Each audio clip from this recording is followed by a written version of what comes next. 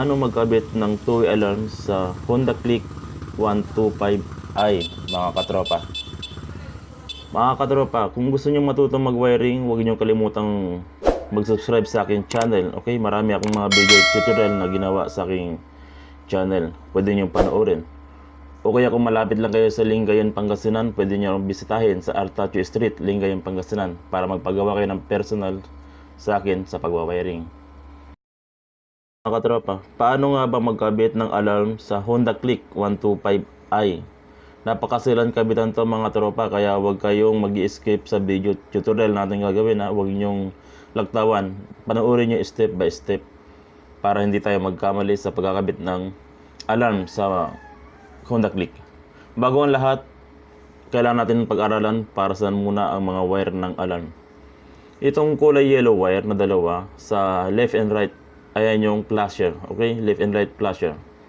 Sunod, ang kulay blue ay starter, okay? Yung push button niya, ayan yun. Sunod, itong kulay orange naman, ito yung live na galing susian, okay? Live siya na galing ng susian, okay? Susunod natin ay color red. Live din siya bago pumasok ng susian, okay? Yung sa battery siya, yung standby siya. Kulay black is ground. Okay? Negative ground. Sunod, itong pink tsaka gray ay kill switch siya. Gagamitin natin siya pag sa primary. Pero pag battery operated, katulad ng Honda Click 125i, ay ito lang gagamitin natin, gray lang. Yung pink, hindi na. So, itong gray, napaka-importante ito kasi ito yung kill switch na kailangan mong patayin yung motor kung sakaling ninakaw. Wag na wag nyong ilalagay ito sa ignition coil. Bawal. Yung iba nasusunugan kasi nilalagay nila sa ignition coil itong kill switch. Hindi siya sa ignition coil, okay? So, umpisa na natin. Itong isang kulay dilaw natin na sinabi ko kanina, ito yung flasher, ano? Ang kulay ng flasher sa bandang kaliwa ay kulay orange. So, ilalagay natin yung isang dilaw dito sa solid orange na wire, okay?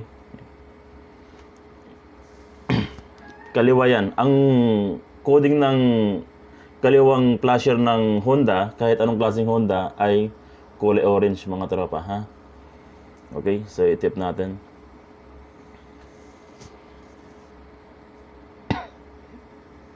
Mga katropa, kung gusto niyo matutong mag-wiring, huwag niyo kalimutan mag-subscribe sa akin channel, okay? Marami akong mga video tutorial na ginawa, kaya huwag niyo kalimutan mag-subscribe, mga tropa, para updated kayo sa mga wiring na gagawin natin.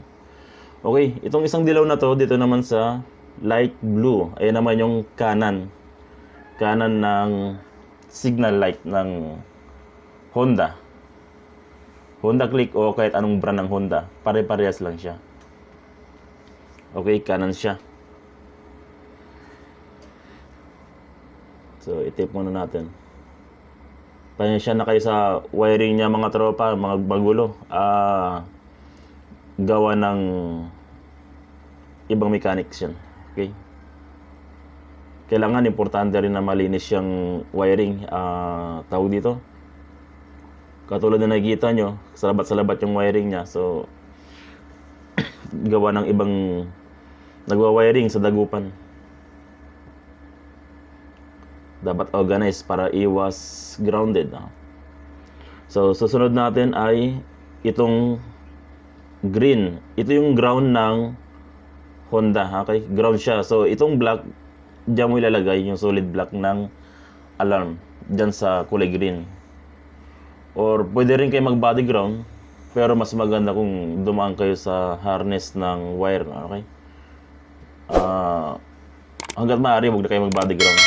Sa harness na kayo dumaan para solid yung labas ng kuryente. So, yung solid black, ilagay dun sa solid green ng motor. Tapos, lagyan na natin ng electrical tape. Okay.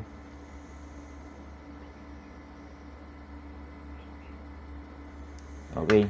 Pag nagawa nyo na yung tatlong wire na yan, balutin na natin ng silyado na natin. Napaka-importanting naka-organize yung mga wire, silyado, para iwas grounded.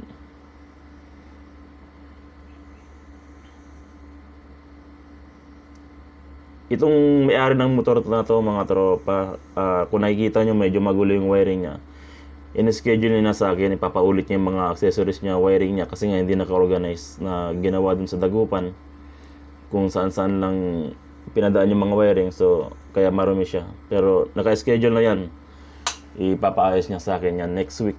So kaya okay, nabalot na natin ano. Susunod natin gagawin yung starter na, yung kulay blue na wire ng alarm. Dito natin siya ilalagay. Tayo lang, kukunin ko muna yung mga socket niya, yung socket ng starter. Okay, yung kulay blue wire, ito kulay blue ng wire ng alarm, ilalagay natin dito sa itong blue na to, dito sa socket. Ito yung push button ha. Okay, tanggalin muna natin yung socket na yan para mailagay natin yung blue na alarm. Dito sa starter hindi na natin kailangan mag-modify kasi ang trigger ng Honda Click live, ang lumalabas dun sa blue na wire is live din, so itatap na lang natin. Hindi katulad ng mga Suzuki na yung iba kailangan mag-modify ganun ng alarm kasi ground yung trigger nila. So ito live ito. So dalawang wire dito. Itong green na mayroong stripe na yellow, ayan yung brake light. So dito tayo sa yellow na mayroong stripe na green. So diyan natin siya itap yung kulay blue ng alarm. Ayan yung starter, okay? Huwag dun sa green na may stripe na yellow ha. Ano yan? Brake light yan. Pag dyan yung tinap, hindi aandar, iilaw lang yung puwet ng motor nyo. So dito tayo sa yellow na mayroong stripe na green. Tapos salyado na natin tape. Gumamit kayo ng tape na Armac mga tropa. Huwag kayong gumamit ng local na tape kasi naglulus siya ng kusa, bumibitaw. Hindi mo na mamalayan, nakabitaw na pala sa sayo. So ibalik na natin yung socket ng starter.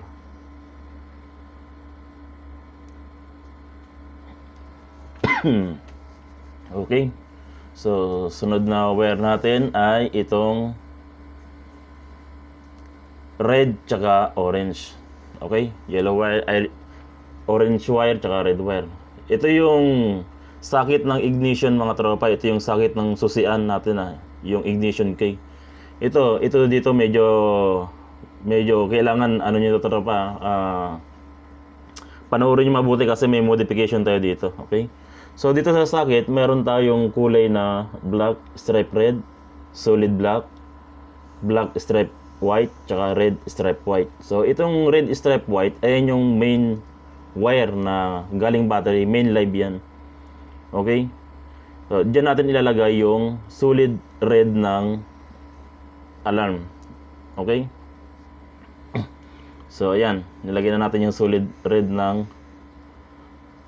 alarm. Diyan mo ilalagay kasi ayan yung main live ng Honda Click. Okay? Susunod, kailangan natin ng ito, diode.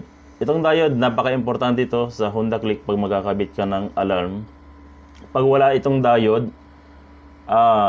hindi mo mapapatay yung makina. Kahit patayin mo sa susi, patayin mo sa hindi mo mapapatay. Napaka-importante itong diode na to. Okay? Kahit anong amperes ng diode, walang problema. Basta diode. So, una, lagyan natin ng wiring diode. I-connect natin yung dulo ng diode dun sa kulay orange ng wire ng alarm. Okay? Parang ganito. Tapos yung marking ng, white marking ng diode, papunta dito sa black na merong stripe na red. Okay? Tignan nyo mabuti yung marking ha. Huwag nyo babaliktarin yung marking ng diode. Okay? Parang ganito. Orange ng wire ng alarm. Okay? Itap nyo dyan. Tapos yung marking ng diode. Tignan nyo mabuti. Papunta roon sa black na merong stripe na red. Ganyan. Napaka-importante yan tropa. Ito ang napaka-importante sa Honda Click pag magkakabit kayo ng alarm. Okay? Tignan nyo yung marking ha. Huwag kayong magkakamali. Itong orange. Huwag nyo muna babalutan itong wire na to kasi may kakabit pa tayo dyan. Dyan sa kulay orange na yan. Okay. Susunod, ang natitira na lang sa atin ay solid black tsaka black stripe white. Mga tropa, pagsamahin nyo yung dalawang yan, solid black tsaka black stripe white, pagsamahin nyo. Okay, parang ganito. Tapos lagyan nyo siya ng wire. Magkasama nyo na siya. Pagsamahin yung dalawang yan. Okay, parang ganyan. Tapos lagyan natin ng wire. Tapos yung wire na nilagay natin, kung magkasama na yung solid black tsaka black stripe white, pag napagsama nyo na, yung wire na nilagay natin, itap nyo dun sa kulay orange din, dun sa likod ng marking ng diode. Okay? Diyan, dito nyo ilagay sa kulay orange ng alarm. Wire ng alarm. Okay? Yan. Importante yung mga tropa. Okay? So, ito na. Itap na, nakatap na, no? Ayan. Tignan nyo natin mabuti.